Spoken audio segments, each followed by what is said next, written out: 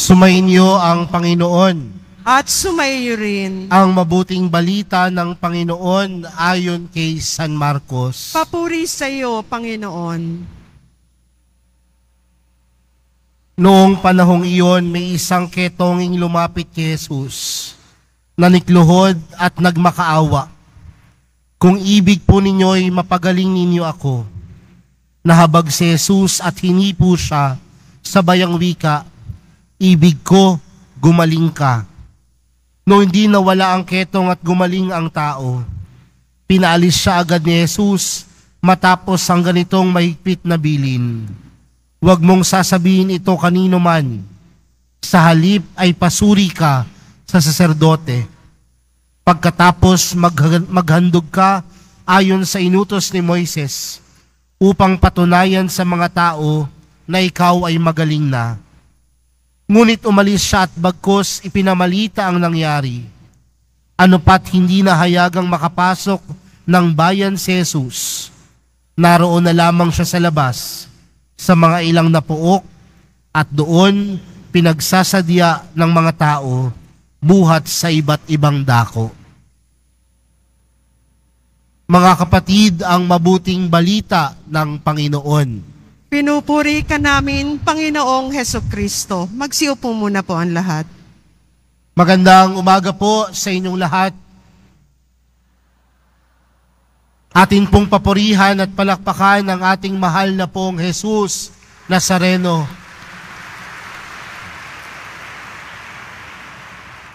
Mga kapatid, tayong lahat ay natitipon bilang isang mag-anak ng Diyos ngayong ika-6 na linggo sa karaniwang panahon.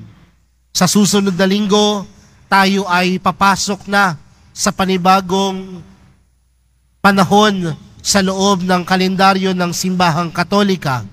At ano po yung panahon na yon? Panahon ng Kwaresma. Dahil sa Miyerkules, tayo ay magdiriwang ng ano po? Kala ko po Valentine's Day ang isasagot po ninyo. No? Valentine's Day din naman, kasama noon ang pagdiriwang natin ng Miyerkules ng Abo. Ganun pa man mga kapatid, patuloy tayong pinapaanyayahan ng ating mga pagbasa upang patuloy din tayong magnilay sa kabutihan at pagpapala ng Diyos. Kung mapapansin po natin mga kapatid sa ating mga pagbasa, may isang sakit na patuloy na nababanggit. At ano po yung sakit na yon? Ketong. No? Alam niyo po nung mga panahon ni Jesus, ang ketong ay walang lunas. Isang malubhang sakit na kinakatakutan ng maraming tao nung panahon ni Jesus. Kaya nga kung mapapansin po natin sa ating unang pagbasa, yan ho ang binibigyang pansin mula sa aklat ng Levitico. Sinasabi na nung panahon na yon, kung ikaw ay may ketong, dapat magsuot ka ng sirang damit, hindi magsuklay, tatakpan ng kanyang nguso, at laging sisigaw ng marumi, marumi. Bakit? Dahil nung panahon na yon, kung ikaw ay may ketong, ang sakit na yan ay nakakahawa. Kaya dapat, hindi ka makahawa sa ibang tao. Pangalawa, ang tingin sa iyo ng mga tao, ikaw ay hindi lamang may sakit, kundi ikaw mismo ay marumi, kaya ikaw ay makasalanan. Kaya sumisigaw sila ng marumi, marumi. Sa madaling salita, kapag ikaw ay may ketong, dapat lumayo ka sa tao at dapat layuan ka din ng tao. Pero mga kapatid, sa ating ibanghelyong napakinggan, tila may tinuturo sa atin. At ano pong unang tinuturo sa atin? Yung may ketong gustong makaranas ng kagalingan. At nung nalaman niyang daraan si Jesus, ano ang kanyang panalangin sa Panginoon? Ang panalangin niya, kung ibig po ninyo'y mapagaling ninyo ako.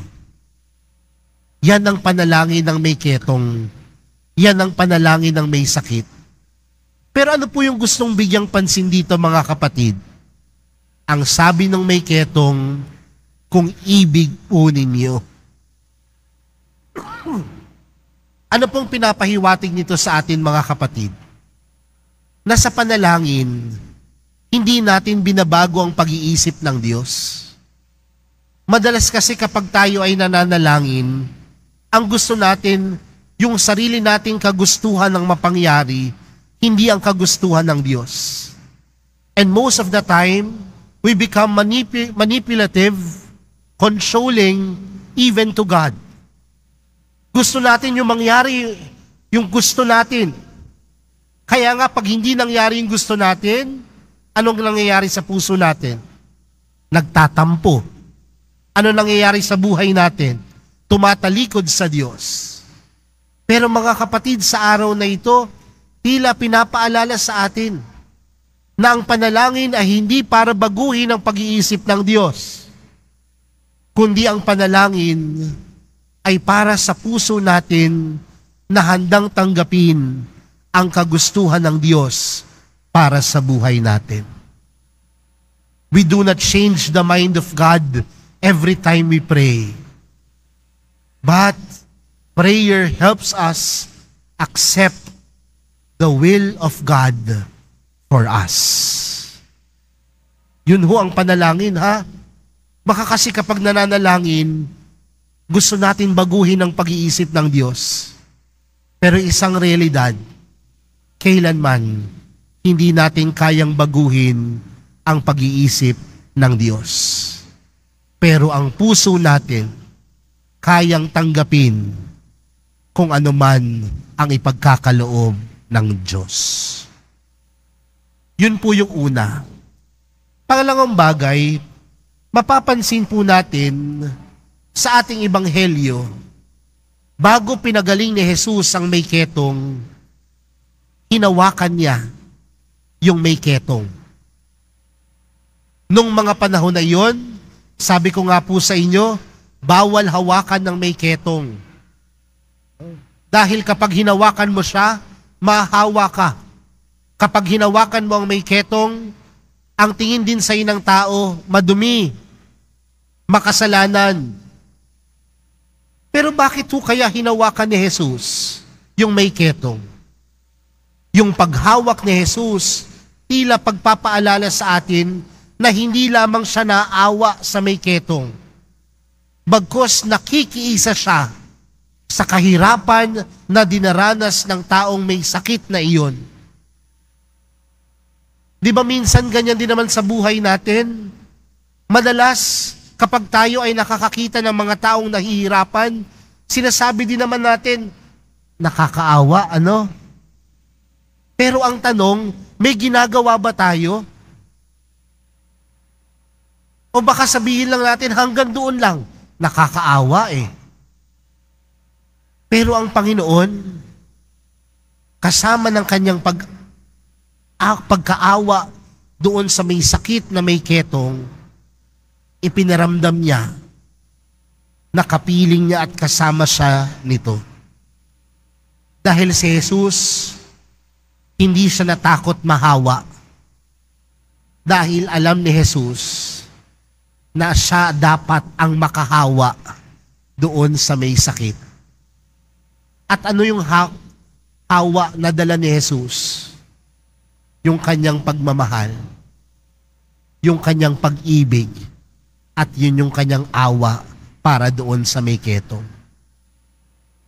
Hindi ang may ketong ang makakahawa kay Jesus, kundi si Jesus ang tunay na nakahawa doon sa may ketong.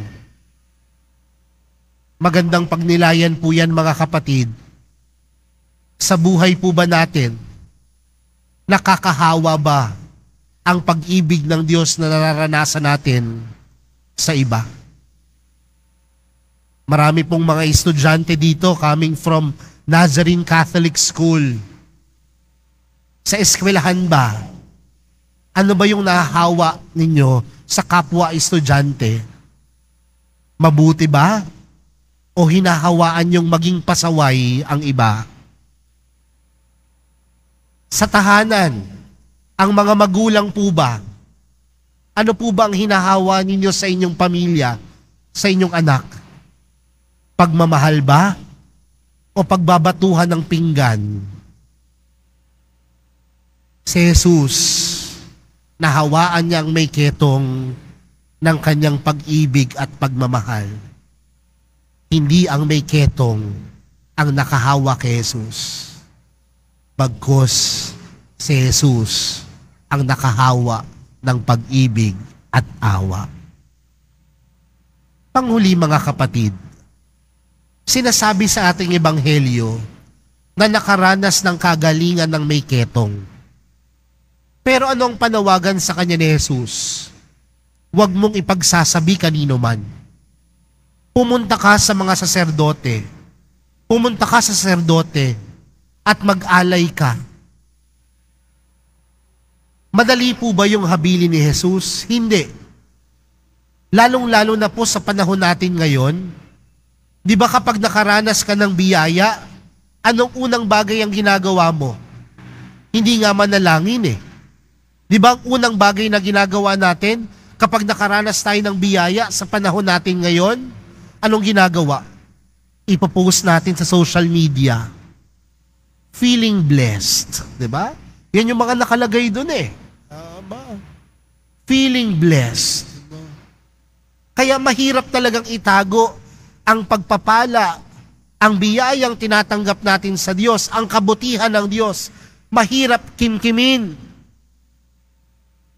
Pero may paalala sa atin si Jesus. At ano ang kanyang paalala? Madali naman talagang sabihin na puno ng pagpapala at biyaya ang ipinagkakaloob ng Diyos sa buhay natin. Pero alam po natin kung ano ang mahirap? Na makita ng ibang tao ang kabutihan ng Diyos sa buhay natin. Madaling sabihin, pinagpala ako. Pero ang mahirap, kung makikita ng ibang tao na ikaw ay tunay na pinagpala. Bakit? Baka kasi walang pagsasabuhay sa pagpapalang ipinagkaloob ng Diyos.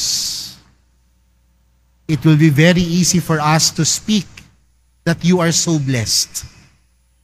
But it is difficult for other people to see that you live out that you are truly blessed. Mga kapatid, ang pagpapala ay hindi lamang sa pananalita. Ang pagpapala nakikita sa ating pagkilos at paggawa. Kaya sa pagpapatuloy po ng ating banal na misa, para sa araw na ito, tila pinapaalahanan po tayo ng ating ikalawang pagbasa. Anong sabi ni San Pablo sa mga taga-Korinto? Kung kayo'y kumakain o uminom, o anuman ang ginagawa ninyo, gawin ninyo ang lahat sa ikararangal ng Diyos. Sa madaling salita mga kapatid, ang lahat ng pagkilos at paggawa natin, tunay na pagpapala mula sa Diyos. At kung ito ay pagpapala, dapat lahat ng ating pagkilos at paggawa nagbibigay parangal kay Jesus. Nawa mga kapatid, sa pagpapatuloy po ng ating banal na misa para sa araw na ito, pinapaalahanan po tayo ng tatlong bagay. Sa panalangin, tayo ang nababago, hindi ang pag-ibig ng Diyos. At kung ganoon ang panawagan sa atin, ano ang hamon nito para sa atin? Na sa pagkilos at paggawa natin, lahat ito nagbibigay parangal para sa mahal na pong Jesus Nazareno. Amen.